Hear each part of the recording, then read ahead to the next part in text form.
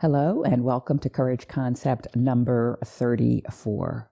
Biting off less than you think you can chew might just alleviate your fears. Sunday night, I had a very restless night, and I was restless for two reasons. But at night, I thought there was only one. And I thought it was because on Monday, I was going to be doing a laughter yoga session that was different from the ones I'd been doing over the past 2 weeks.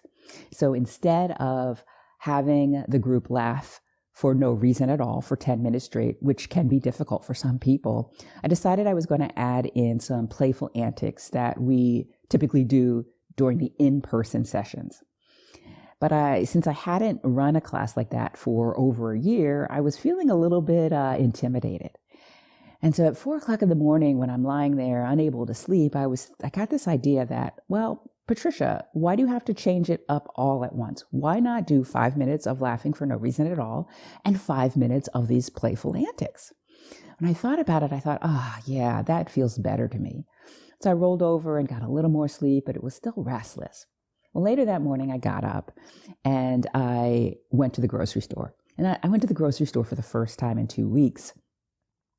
And I went grocery shopping. I got my groceries, brought them home, wiped them down. And when I was done, I felt this relaxation wash over me.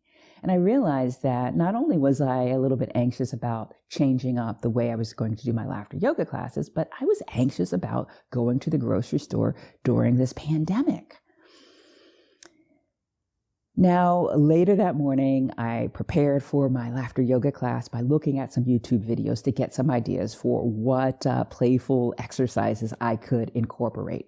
And as I did, I got really excited. I said, I could do this exercise and I could do this one and I could do this one. And all of a sudden, the idea of doing half laughing for no reason and half laughing with these playful exercises went away. And I decided I was going to do a full 10 minutes of these playful antics.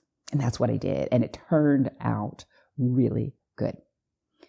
Now, this concept, biting off less than you think that you can chew might just alleviate your fears, goes to the catalyst for cultivating courage that is setting a meaningful goal, a goal that is based on your values.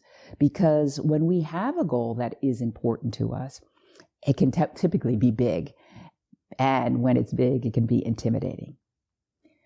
So when we look at our goal and we break it down into ways that we can approach it in smaller incremental steps, that can make us feel more confident about our ability to pull it off little by little.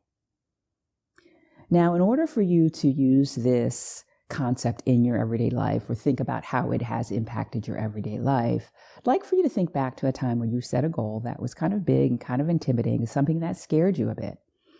And I want you, or if you have a goal now that is like that, think about that and write that down. And then I'd like for you to list all the ways that you could approach this goal and break it down into smaller steps that feel more doable to you. And then that's it. Then, if it's a goal for the future, break it down and take those steps. That is Courage Concept number 34. Biting off less than you think you can chew might just alleviate your fears.